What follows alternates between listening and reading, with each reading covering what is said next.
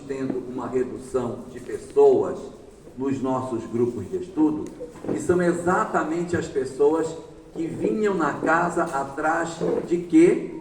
Vinham atrás de conhecimento espiritual. Elas vinham atrás daquilo que a gente poderia chamar de informação espírita. Quem vinha atrás da informação não tem nenhum motivo para vir. Por quê? Porque esta pessoa pode buscar essa mesma informação de casa, sem precisar sair. Observe a vantagem que a live dá para nós.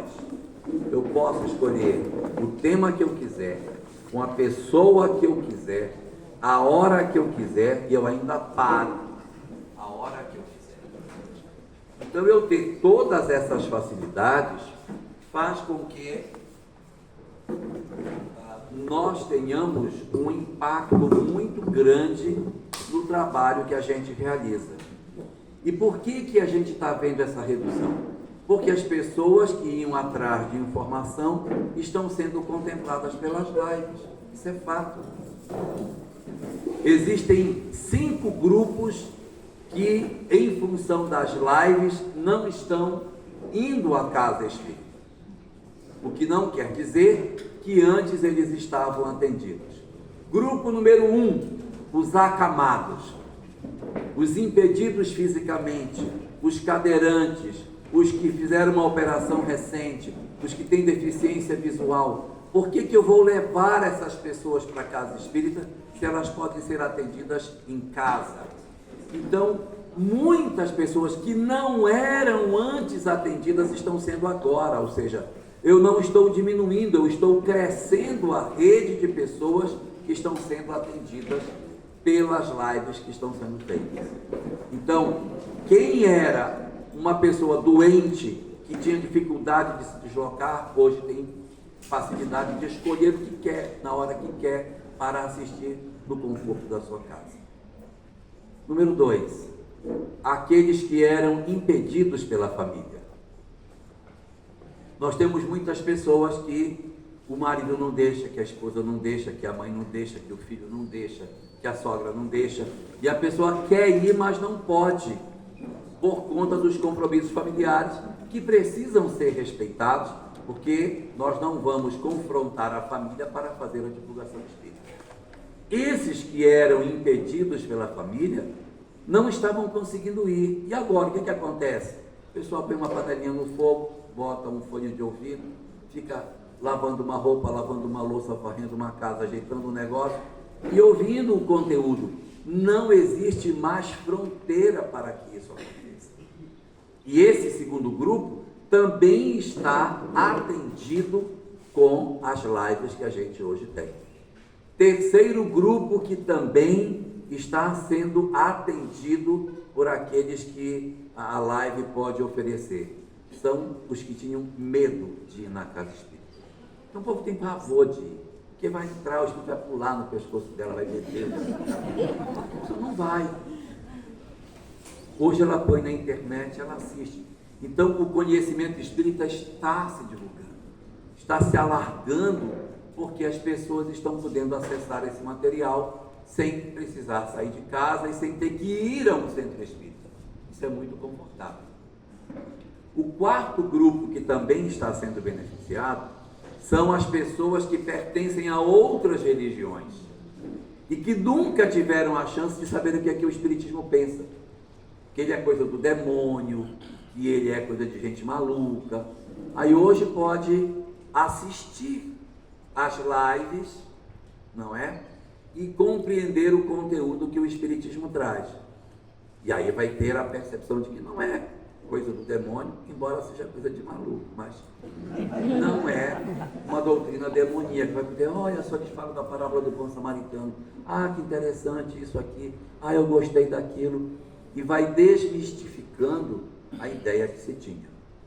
Então eu tenho os acamados, os impedidos pela família, os medrosos, os que pertencem a outras religiões, e um quinto grupo, os que não querem ir mesmo.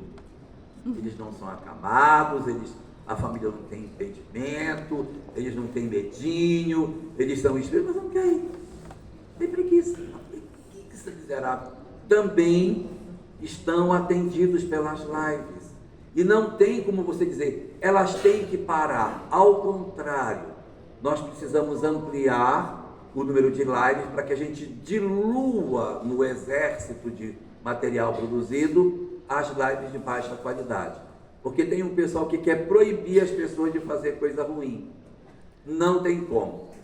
A melhor forma é aumentar a quantidade daquilo de qualidade que se faz para que as pessoas não se sintam atraídas pelo que tem de bobagem nas redes sociais. Então, o nosso trabalho, ele precisa ser um trabalho que tem que, ao invés de trabalhar contra as lives, trabalhar entendendo que isso precisa ser feito. E como que a gente vai fazer? Primeiro, não conspirar contra os trabalhos virtuais. Segundo, implantar nas nossas instituições o trabalho híbrido. O que é o trabalho híbrido? Híbrido. Faz a palestra presencial e transmite para a internet. Não tem mais sentido nós perdermos esse material produzido. Nós temos que pegar esse material e jogar para a internet. Mas tem que ter qualidade, pelo amor de Deus. Nós já estamos bem no trabalho de lives. O pessoal já está bem experimentado, como é que faz, como é que administra tempo e tudo, está bacana. Mas o trabalho híbrido ainda está muito ruim. A gente está muito amador, a gente precisa melhorar. Então a câmera pega lá do fundo as pessoas desse tamaninho, aí vou chamar fulano, aí joga o microfone na mesa, plá, plá, plá. Aí chama o outro, aí o outro vem, é muito ruim, aí, tá me ouvindo? Gente, não está pegando, não pode. Se vai colocar na internet, coloque com qualidade. Se você ainda não tem certeza que vai colocar com qualidade, não ponha. Melhore, qualifique o trabalho. Agora está bom o trabalho. Agora você joga. Ai, mas eu não queria perder. Ótimo. Grava, mas não transmite. Depois corta e joga só a parte que está boa. Ah, mas a imagem ficou ruim. Corta, põe só o áudio. Porque não precisa ver, gente. Pode colocar só o áudio. O mais importante da palestra não é ficar vendo a criaturinha que está lá na frente. Até porque quando a gente está em casa, a gente põe um fone de ouvido e não fica vendo quem está falando. Deixa só o áudio correr. É isso que importa. Então, se o trabalho está ruim, transmite o áudio. Se o vídeo também está bom, transmite o áudio e o vídeo cortado, editado. E só vamos transmitir a palestra híbrida quando nós estivermos em condições de dizer: está bom, nós temos uma câmera bem colocada, nós temos um computador de qualidade, melhoramos a internet do centro, está tudo ótimo, tem uma pessoa que está na mesa de corte que consegue fazer o jogo das imagens de um lado para o outro, o som está bom, não está enlatado. Poxa, então joga, para a gente multiplicar o material que a gente pode disponibilizar. Eu tenho certeza que muitos vão dizer assim: ah, mas se eu fizer isso, o meu centro espírita vai ficar vazio? Se eu deixar que as pessoas fiquem assistindo live e eu mesmo produzir live, aí que o povo não vem mesmo. Se não transmitindo, ele já não vem, que dirá transmitindo. Como se nós fôssemos ter uma redução da divulgação, porque o número de pessoas na casa espírita será menor. E não é verdade. Mesmo que o número de pessoas que participem da casa espírita seja menor, e isso é uma possibilidade, nós estamos ampliando o horizonte de divulgação que a gente precisa fazer no momento que a gente está vivendo. E nós estamos vivendo um momento como nunca nós vivemos antes.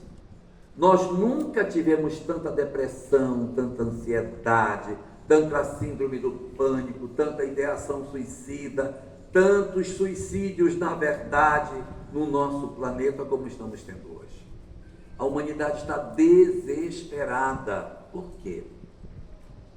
Porque nós acreditamos que a gente conseguiria caminhar, Raíssa, sem Deus. A gente achou que se nós não tivéssemos conexão com Deus, a sociedade seria muito melhor. Daí o resultado. Só que o materialismo não tem coragem de dizer, eu fracassei. Está assistindo a humanidade se esfacelar e não diz, eu fiz bobagem. E a gente está percebendo uma comunidade, uma sociedade cada vez mais adoecida do que era no passado. Para nós termos ideia do quanto nós somos adoecidos, uma boa quantidade de pessoas hoje usa medicação para dormir ou para acordar. E tem uns que usam para dormir e para acordar também. Ou seja, nós estamos todos muito medicados. A gente nem sabe o quão doente nós somos, porque a medicação não deixa a gente sentir isso. A gente bate o carro no trânsito, aí sai. Ai, amassou tão bonitinho, gente, olha. Gente, muito obrigado por ter amassado meu carro, viu? Estava querendo tanto fazer uma lanternagem nele. Obrigado, viu, moço? Vá com Deus. A gente nem sabe mais como é que a gente é, porque a gente está debaixo de uma medicação, às vezes, severa, que mudou até a nossa personalidade. Os nossos avós não tinham esses recursos e eles conseguiam, de uma forma ou de outra, superar os conflitos que eles tinham. E nós estamos hoje usando de maneira extremamente abundante essa medicação e a gente não está nem com ela conseguindo ter uma sociedade mais equilibrada. Ou seja, mesmo medicados, nós estamos bem mais doentes do que nós éramos no passado. Ou seja, o materialismo não deu certo, não funcionou, não apresentou para nós as soluções que a gente queria. Então, dessa leitura de que nós estamos vivendo um momento com uma grande quantidade de pessoas adoecidas, a gente já enxerga qual é a tarefa de urgência da Casa Espírita. Sim, nós temos uma tarefa de urgência que é enxergar esse público. Porque se a doutrina é uma doutrina consoladora, se a doutrina é uma doutrina que trabalha o acolhimento das pessoas em dor, por que motivo nós não estamos fazendo isso? O que impede de nós estarmos cumprindo o papel que a Casa Espírita tem de acolher as pessoas que padecem? Se eu analisar assim, a Casa Espírita diminuiu a frequência, tudo bem, diminuiu, é verdade, diminuiu, mas não foi só a Casa Espírita não. Todas as instituições que cuidavam de pessoas também diminuíram. Os ambientes de trabalho, as casas noturnas. Hoje houve uma redução das pessoas, as pessoas se acostumaram a ficar mais em casa, comprar pela internet, os shoppings estão vazios. Há uma grande discussão hoje se os shoppings não vão viver mais 10 anos, porque as pessoas não compram mais no shopping, elas vão no shopping só para ver como é o produto. Esse aqui, olha bem, é essa máquina aqui. Lina, vamos pedir pela internet. Aí pede pela internet. Então, a loja do shopping virou só um mostruário, porque eu peço e o produto chega na minha casa no dia seguinte. Isso tudo são modernidades que dão muito conforto e retiram as pessoas daquela natural movimentação para sair, para comprar, para ir para o trabalho. Não vai, casa. Então, houve essa mudança. É fato, isso aconteceu, mas ao mesmo tempo a sociedade adoeceu muito mais. Nós estamos com uma sociedade muito mais doente. Não seria isso o sinalizador de qual é a tarefa que nós temos que fazer na Casa Espírita? Não seria essa a grande chamada para que nós despertássemos para o que é que precisa ser feito nas nossas instituições? Por quê? Porque o movimento espírita, ele é um movimento significativamente jovem. O movimento espírita tem 168 anos, ele é muito recente. E nem sempre nós pensamos da mesma forma. Houve um primeiro período, Cirilo, do movimento espírita que aconteceu no começo do século passado. Era a ideia de espiritismo que a gente tinha há mais de 100 anos atrás, que espiritismo era reunião mediúnica. O que é um centro espírita? É um lugar onde se fala com os espíritos. Então a gente ia para lá, tinha a reunião mediúnica pública, tinha um monte de banco, as pessoas sentavam no banco, aí daqui a pouco um incorporava lá no banco, o dirigente ia lá, catava a pessoa do banco, botava na mesa, e disse, pode dar comunicação aqui, e semana que vem você vem para a mesa, viu? Quer dizer, não tem preparo, não tem educação mediúnica, não tem nada, só tem prática mediúnica. Nós vivemos muito tempo esse tipo de prática, esse modelo de funcionamento. Se você pegar a obra Nos Domínios da Mediunidade de André Luiz, que narra uma casa espírita dos anos 40, você vai ver que a reunião mediúnica lá é pública.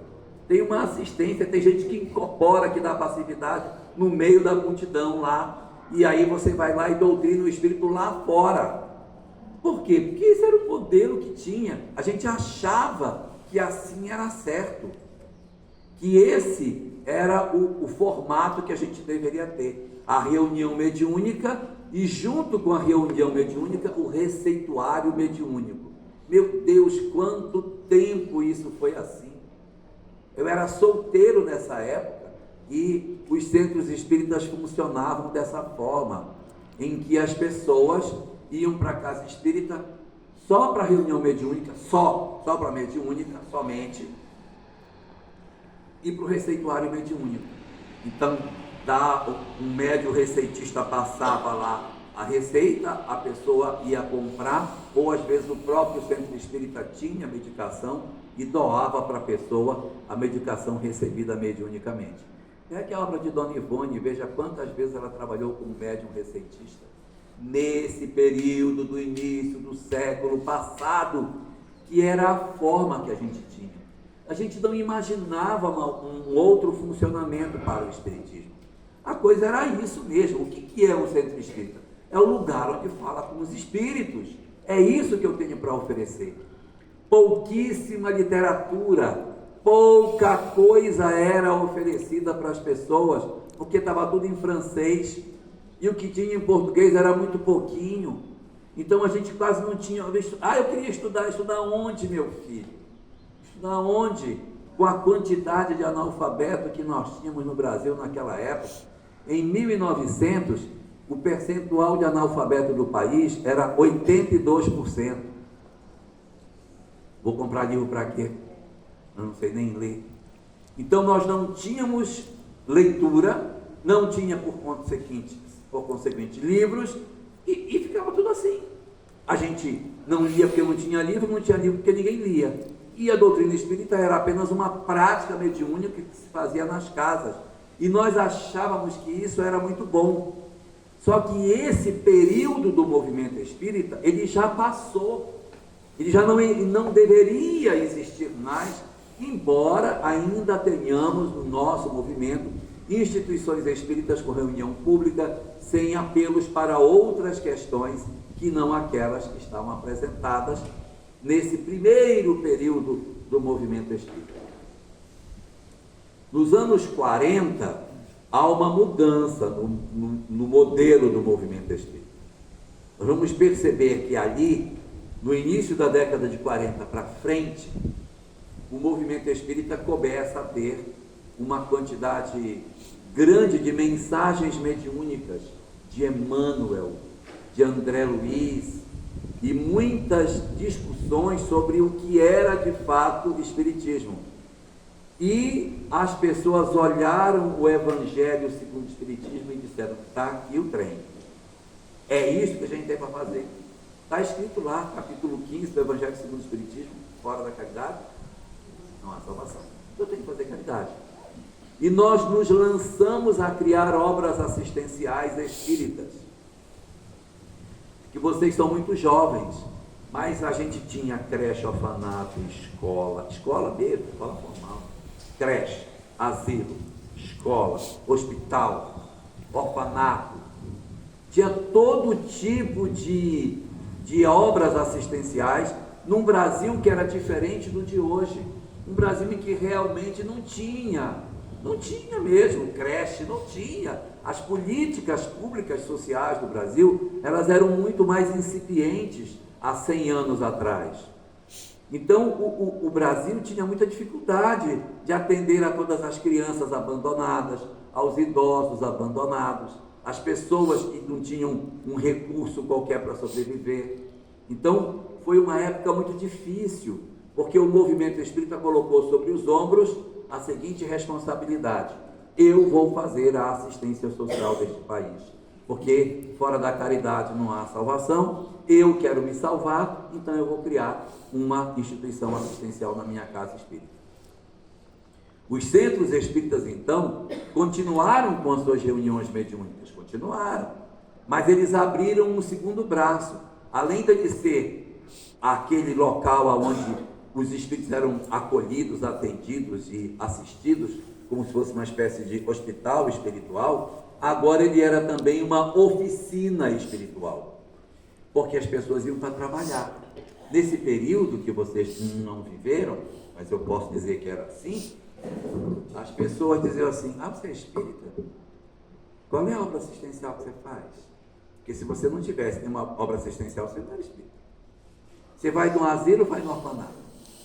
Você vai lá na colônia canceniana ou você vai trabalhar no local onde a gente cuida do hospital do Pênfego? Ou o que você faz? Ou você tem uma tarefa assistencial ou você não é nada no movimento espírita. Pelo menos na campanha do quilo você tem que ir para bater de porta em porta atrás de um quilinho de açúcar para compor o farnel que vai ser distribuído. Nós entendemos nessa época que o papel da casa espírita era fazer tarefa assistencial e rotulamos o trabalho assistencial como caridade. Nós fizemos isso com a doutrina espírita, quando na verdade a caridade que se apresenta no Evangelho segundo o Espiritismo não é a caridade institucional. Pode procurar dentro do Evangelho segundo o Espiritismo, aonde tem caridade institucional lá, gente? Não tem. A caridade proposta pelo Evangelho segundo o Espiritismo é a caridade pessoal, não é institucional. Nós, brasileiros, criamos, e foi muito bom, eu não estou reclamando, eu só estou dizendo que a gente correu para o trabalho assistencial formal, institucional, como se isso fosse o objetivo do Espiritismo, e não fizemos a caridade verdadeira, que é a caridade pessoal. O que nós fizemos? A gente criou tarefas assistenciais, lindo, mas eu individualmente, não, a minha caridade já faço domingo.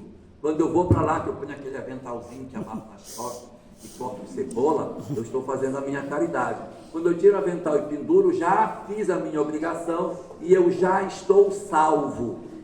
No final do ano eu compro um monte de boneca daquela do cabelo duro, já viram? Daquelas bolas que são ovais, que a gente chuta, ela vai para qualquer lugar. Aí vai na periferia, faz duas filas, uma de menina e uma de menino. Ah, menina boneca, aí agora o menino pega a bola. E aí fecha a mala do carro. Estou salvo duas vezes, porque não só eu faço no centro, como eu vim também distribuir. O que tem no Evangelho segundo o Espiritismo? Peguem lá no Evangelho segundo o Espiritismo. Tem uma mensagem no capítulo 13, item 4, chamada Os Infortúnios Ocultos, que conta de uma mulher que ia na casa que não tinha nada, levava mantimentos. Já viram essa mensagem? Que ela leva a filha e diz para a filha: minha filha, você tem que fazer alguma coisa, que você não pode dar do que eu dou, porque se eu der do que eu dou, foi o que eu estou fazendo. Tem que aprender a costurar para você fazer as coisinhas suas. Vocês viram como é que ela se apresenta? Ela chega lá: bom dia, eu sou do Centro Espírita Eurípides de Barçanufo. Vocês viram como é que ela se apresenta? Ela não se apresenta. Aquilo é a caridade pessoal. É aquela caridade que se está falando, que é a caridade que eu faço como pessoa, e que não é obrigatoriamente doar alguma coisa. O que ela dá de mais importante é o tempo dela, é a paciência, é o amor. A caridade é em casa, eu cuidando de um pai com problema, uma mãe com dificuldade, de um filho difícil. É isso que é a caridade que a doutrina espírita propõe, mas nós institucionalizamos e achamos que estávamos salvos com esse tipo de conduta.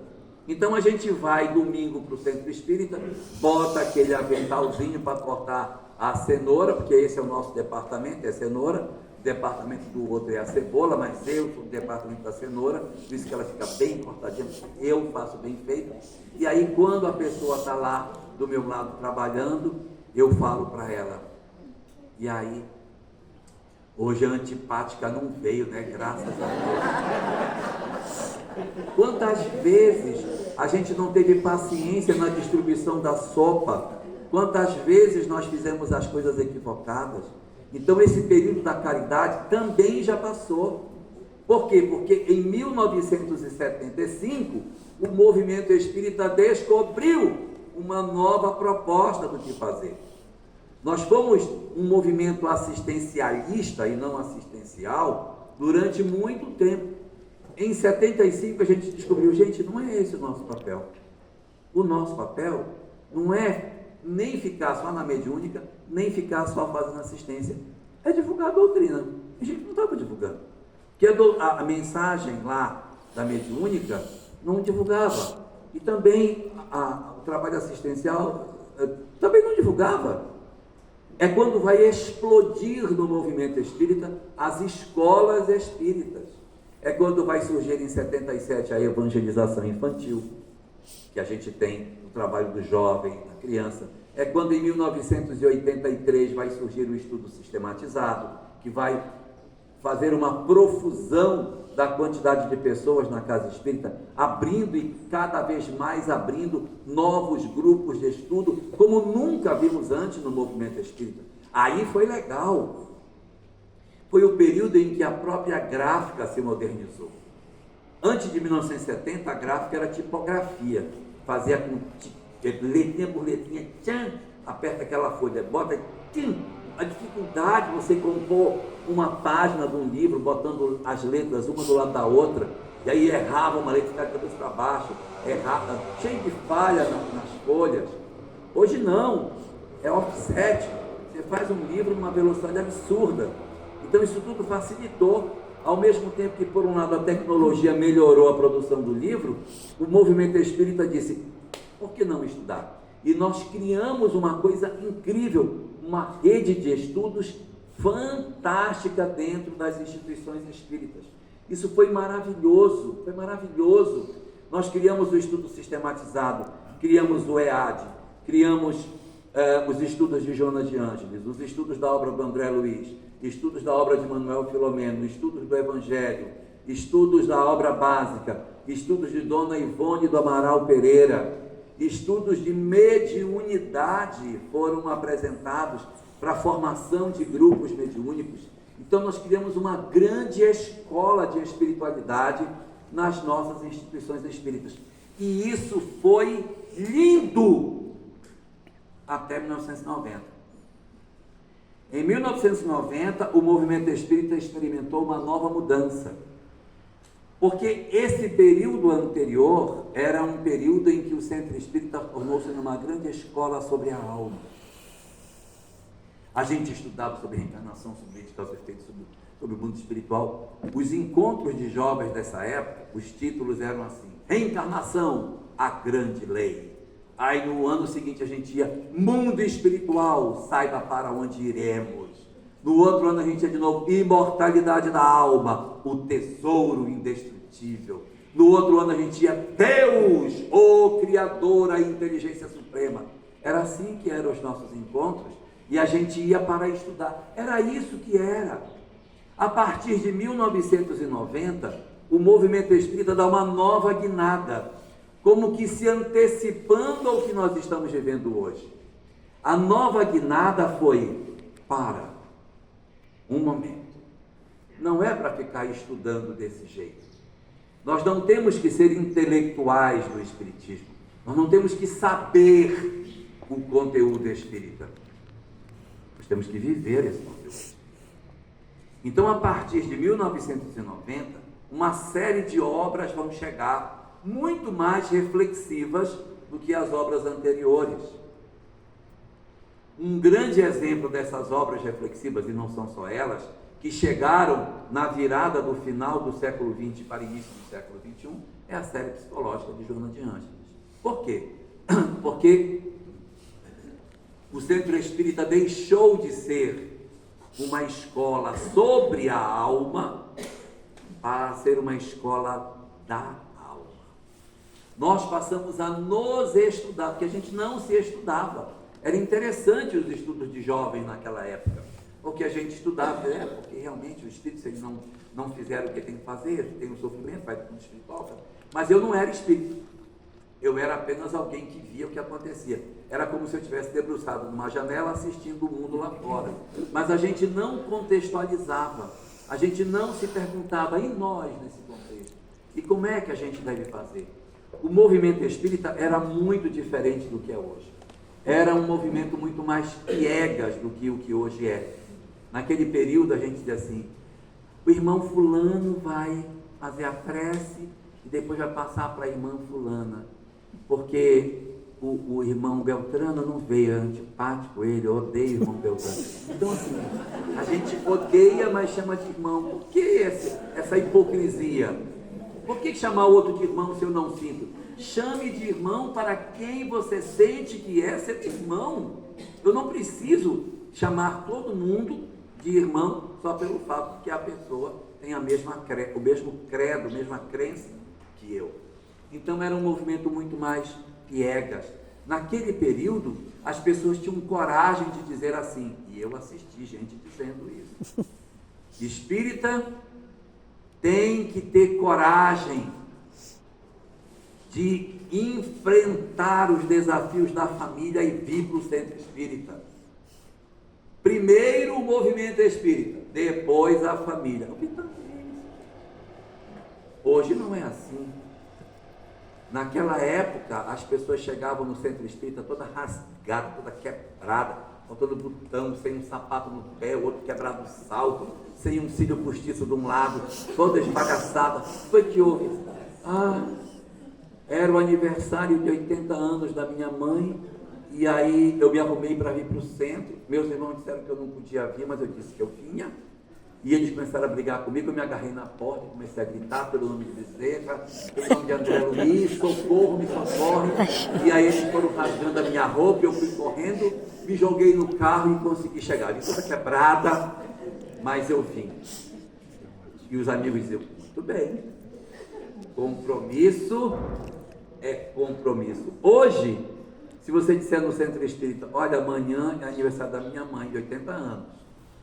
Aí eu vou faltar, e o pessoal, fique com ela, leva o nosso abraço para ela, mas não esquece de trazer o bolo semana que vem.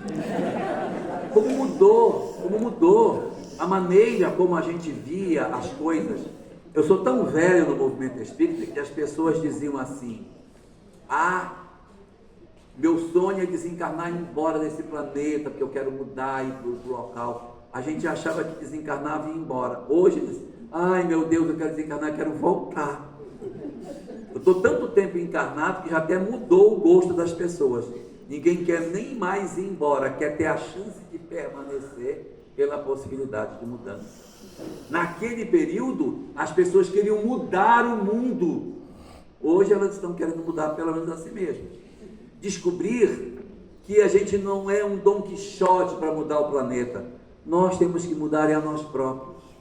E fundamentalmente, a leitura que a gente tinha sobre o que era a nossa transformação moral era muito diferente do que é hoje. A crença que o movimento espírita tinha naquele período lá atrás era que a gente entrava no movimento espírita, virava uma chave, e se tornava santo.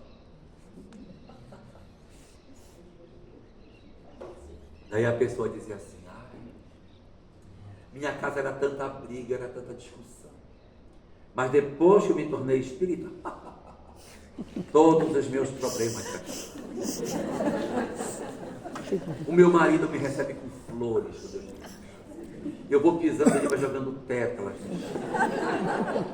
Os meus filhos, quando eu chego à noite do trabalho, estão todos tomados banho, tarefinha feita. Mamãe, já tomamos banho, já fizemos a tarefa e já esquentamos o seu jantar. Sente para a gente poder lavar a louça. Então, isso é uma ilusão. É uma ilusão. Hoje a gente é muito mais verdadeiro em dizer assim: eu tenho dificuldade com a minha mãe, eu tenho dificuldade com meu pai, eu tenho problema com o alcoolismo, sei lá, alguma coisa. As pessoas se assumem mais. Isso é importante, que a gente compreenda que nós não demos um salto na direção da perfeição. Nós não somos milho de pipoca e depois que esquenta, que frita, pá, fica vestido de branco e tudo lindo. Não é assim. A gente vai evoluindo devagarinho, é devagarinho que vai. Essa descoberta o movimento espírita fez recentemente.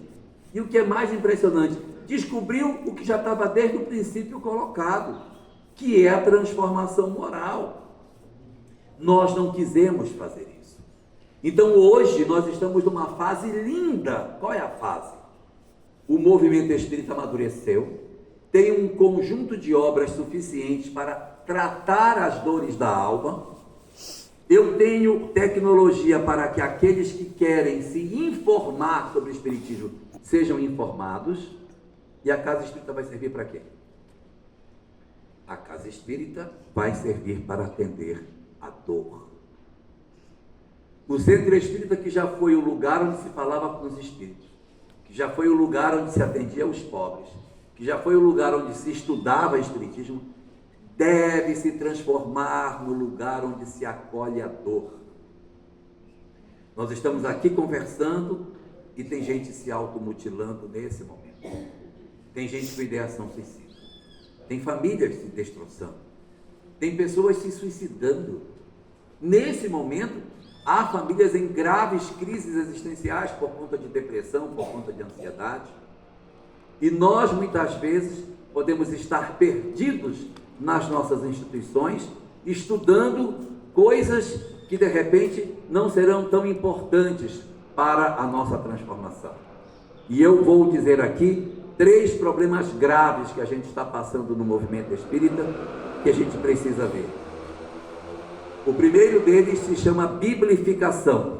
É um excesso de estudo de conteúdos religiosos, sem o desdobramento moral e sem doutrina espírita. Se eu estudo o texto evangélico com desdobramento moral e com conexão com o espiritismo, está ótimo. O problema é que a gente está querendo estudar o texto pelo texto, sem nenhuma discussão moral consequente e também desconectado do princípio espírita. Isso não é espiritismo mais. Isso é qualquer outra coisa, mas o espiritismo acaba deixando de ser. Nós somos capazes de passar uma reunião inteira discutindo se Paulo de Tarso caiu de um camelo ou se ele caiu de um cavalo. A gente pega um versículo bíblico e tortura até ele confessar que ele é espírita. Quando o versículo confessa, eu sou espírita, larga ele, pronto, já confessou, larga ele.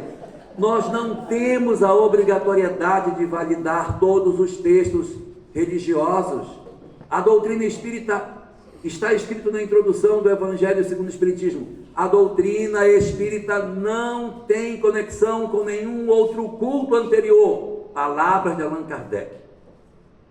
Então ela não tem, ela é bastante em si mesma. As nossas referências morais estão em Jesus, fato, mas as referências morais, eu não tenho que me abraçar com tudo aquilo que de repente está contido nas cartas de Paulo de Tarso, senão daqui a pouco eu vou ter que validar que a mulher tem que ficar calada em casa e perguntar em casa, calado na igreja, para perguntar em casa para o seu marido. Porque tem uma frase, tem uma parte da carta de Paulo que diz isso, né? A mulher não deve perguntar na igreja. Se tiver dúvida, pergunte em casa para o seu marido. Já pensou, gente? E as solteiras, coitadinhas? Não dá para a gente querer dizer que esse texto é um texto que a gente vai validar. Não, daqui a pouco a gente está validando a Arca de Noé, está validando a Torre de Babel, está validando os 6 dias. Eu não posso validar um Deus que invadia as terras dos outros povos e mandava matar tudo, até criança. Matava tudo que tinha folha. Correto, isso é um Deus local. Não posso me abraçar com isso. Eu tenho que tirar a sabedoria moral que o texto tem, mas não me abraçar. Mas esse é só o primeiro problema. O segundo problema que a gente tem é pior do que o primeiro. Chama-se autoajudificação do movimento espírita. É tornar o espiritismo um movimento de autoajuda. A gente quer ser, todo mundo quer ser terapeuta. Vai ter mais terapeuta do que paciente no movimento espírita. Todo mundo quer tratar os outros. Espiritismo é uma proposta terapêutica, é verdade, ele é, mas ele é na sua inteireza. A gente quer fazer palestras sobre o espiritismo que não fala de espírito, não fala de reencarnação, não fala de imortalidade. Que diabo de espiritismo é esse sem espírito? Como é que pode? Se é espiritismo, eu tenho que entregar as coisas mais importantes que o espiritismo tem, que é a reencarnação, a lei de causa e efeito, a compreensão da imortalidade da alma. Mas fazer um estudo tipo autoajuda na casa espírita é até bonitinho, mas ele não é espiritismo. É legal, mas não é espiritismo. E o grave problema da autoajudificação do movimento espírita é a possibilidade de que os menos avisados olhem nisso numa chance de ganhar dinheiro. Olha, eu vou vender esse negócio, deve dar dinheiro vender. E aí vai cooptar clientes dentro do movimento espírita para ganhar dinheiro lá fora com aquilo que faz, com a intencionalidade de ganhar dinheiro. Uso o movimento espírita para ter meus clientes retirados daqui de dentro. Uso para fazer propaganda de mim mesmo. E isso é muito perigoso. É claro que nós temos muitos companheiros que são psicólogos e evidentemente terapeutas e que evidentemente prestam um serviço maravilhoso na divulgação da doutrina espírita. Mas o risco é a gente que não é da área ver um filão de dinheiro e, gente, vou ganhar dinheiro, porque está todo mundo adoentado e sai por essa porta infeliz, se desvinculando das instituições espíritas, priorizando um trabalho que não é espírita para priorizar o trabalho de cunho terapêutico, sacrificando o movimento que deu guarida, que ofereceu os conhecimentos que agora em boa parte estão sendo vendidos. E há um terceiro problema, que é pior do que os outros dois. Um é pior que o outro, né? A biblificação é ruim, a autoajudificação é pior, e o terceiro é pior ainda, que se chama partidarização do movimento espírita. A tentativa de dividir o espiritismo como se ele fosse de esquerda ou de direita. O espiritismo não é de esquerda, gente. Ele também não é de direita. O espiritismo é de cima. Ele é de cima. E, portanto, ele não se afina com nenhuma proposta ideológica. Os espíritas têm todo o direito de ir lá para onde quiser, defender sua proposta, se candidatar, ser vereador, deputado, presidente, chefe de sindicato, fazer o que quiser. Ele é livre. Mas a tribuna espírita não pode servir para divulgações políticas. A tribuna espírita não. O espírita pode ter uma participação política, mas o movimento espírita não pode se partidarizar. Quando muito, eu levo o espiritismo para a política, mas eu não trago a política para dentro da casa espírita. Não posso fazer uma coisa dessa. Todas as vezes que o poder político se aliançou às religiões, não deu errado. Não será dessa vez que vai dar certo. Então, querer trazer as discussões partidárias para dentro da instituição espírita é um equívoco muito grande que a gente pode cometer. E por que digo que ele é pior? Porque a biblificação não vai rachar o espiritismo no meio, nem a chamada autoajudificação, mas a partidarização pode rachar o movimento espírita, pode dividir as instituições espíritas em função dessa dificuldade. No Livro dos Espíritos, no último parágrafo da conclusão, vamos aí, casa, procurar lá, tem um último parágrafo, aí na conclusão, o último parágrafo, está escrito um ponto em seguida e está escrito assim: jamais os bons espíritos foram instigadores do mal. Espírito bom não instiga a fazer o mal. Se tem alguém instigando o mal, não é bom espírito. Segundo ponto, segue o texto: jamais legitimaram o assassínio ou a violência. Todas as formas de violência, com teclado verbal, um pedaço de pau, com arma branca, com arma de fogo, do jeito que for, toda forma de violência não é validada pela doutrina espírita. Espíritas não devem, nas redes sociais, agredir a quem quer que seja. O nosso papel é de pacificação. Não tenho nada a falar de bom, fica calado. Trabalha pelo bem, mas não tente destruir a imagem das pessoas. Jamais os bons espíritos foram instigadores do mal. Bom, jamais legitimaram o assassínio ou a violência. O assassínio também não. Desde a concepção até o último suspiro, a vida deve ser preservada. Questão 880 do Livro dos Espíritos. Qual o mais fundamental direito do ser humano? O de viver. Portanto, ninguém tem o direito de fazer o que quer que seja que possa comprometer a existência. Está lá no Livro dos Espíritos. Então, nem a violência e nem o assassínio. E para terminar esse comentário que está lá de Santo Agostinho, no último parágrafo do Livro dos Espíritos, está dito: jamais estimularam o ódio entre os partidos. Eu acho que eu não preciso ser mais claro do que eu estou dizendo. Se existe alguém estimulando o ódio de A para B ou de B para A, não são os bons espíritos. Quem é que está estimulando o ódio? Os obsessores, porque os obsessores, eles não têm lado, o lado deles é o lado da briga. Eles querem que a gente brigue. Então, se eu pertenço ao lado A e odeio o lado B, eu não estou servindo ao Cristo. Se eu estou do lado B e odeio o lado A, eu também não estou servindo. Está certo quem está do lado que tiver, mas que não odeia ninguém. E se eu não conseguir convencer ninguém com o que eu estou falando, eu vou só lembrar um aspecto que é o seguinte: quando a gente odeia muito um grupo social, a gente reencarna dentro dele, tá? Só para facilitar com que a gente entenda. Vamos odiar pouco para diminuir a chance de encarnar do lado de lá que você tanto odeia. Vamos diminuir as nossas tensões nesse sentido. Então, o que fazer no movimento espírita? O que a gente pode fazer? Gente, multiplicar o trabalho de socorro aos que padecem. Não estou dizendo para diminuir as reuniões mediúnicas. Não estou dizendo para diminuir as tarefas assistenciais. Não estou dizendo para reduzir os grupos de estudo. Mas se a casa espírita está sentindo que ela ficou mais vazia, amplia o trabalho de socorro aos que padecem.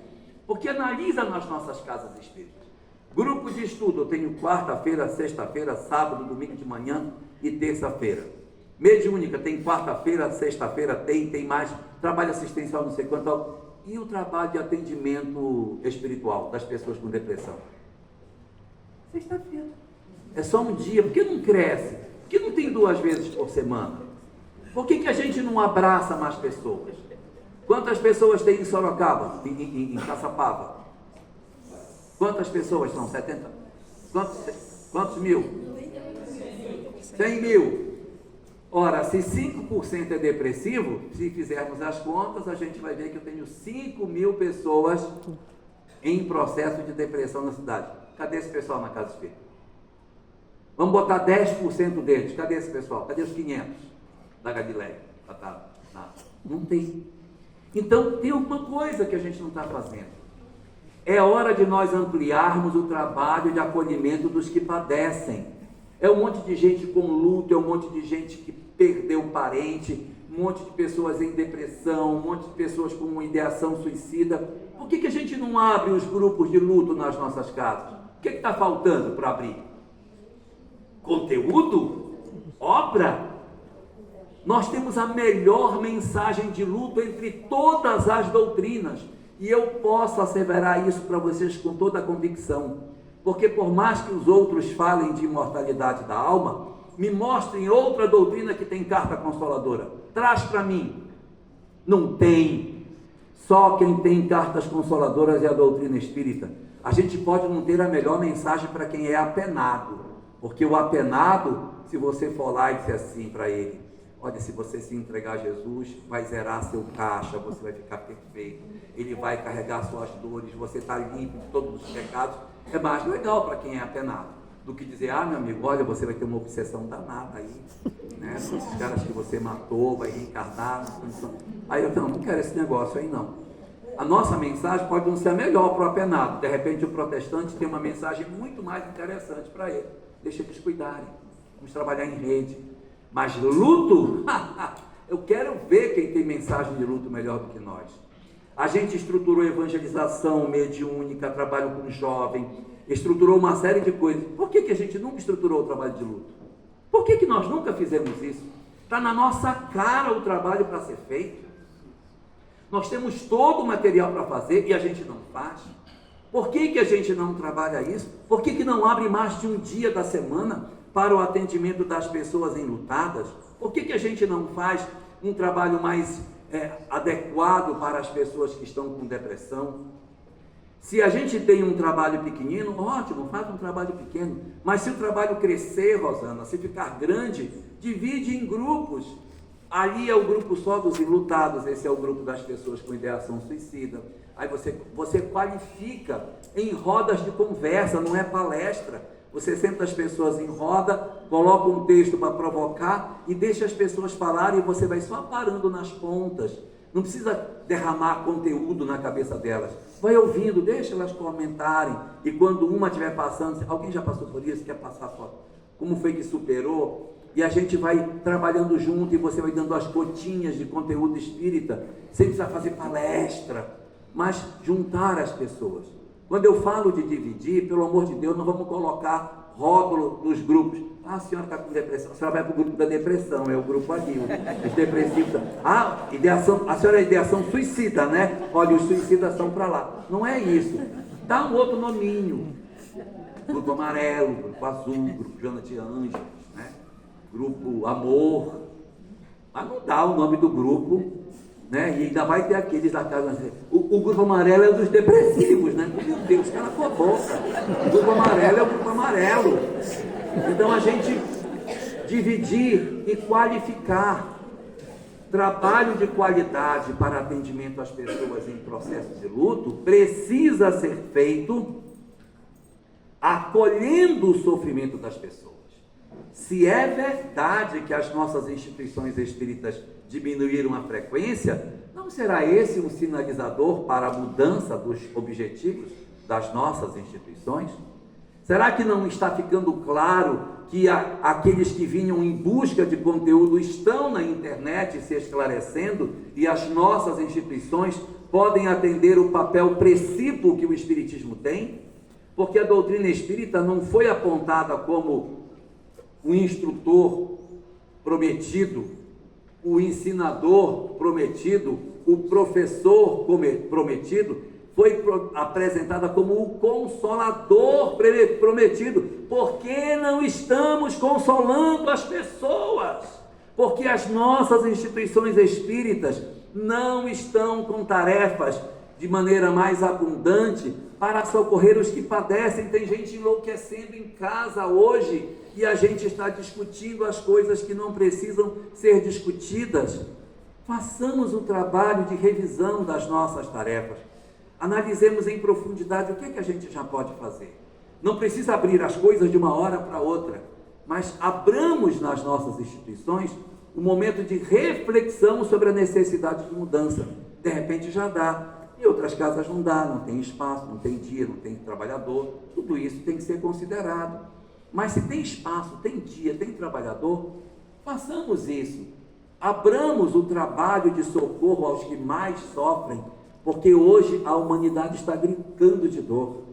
A live cuida de quem quer apenas conteúdo, mas quem quer abraço, quem quer olhos nos olhos, quem quer uma palavra de consolo, quem quer a frase, eu entendo você, eu já passei por isso que você está passando, eu sei o que é o que você está vivendo, isso live nenhuma pode fazer. Então, vamos redefinir os grandes objetivos das nossas instituições, vamos reapontar as nossas bússolas, porque a transição planetária é exatamente isso, nós oferecermos todo esse cabedal de consolação do Espiritismo para a humanidade em nosso derredor, e vencermos esse período difícil que a gente está vivendo, para que a gente alcance a plenitude de um mundo de regeneração. Desejo, portanto, boa sorte para todos nós nessa tarefa de transformação das nossas instituições.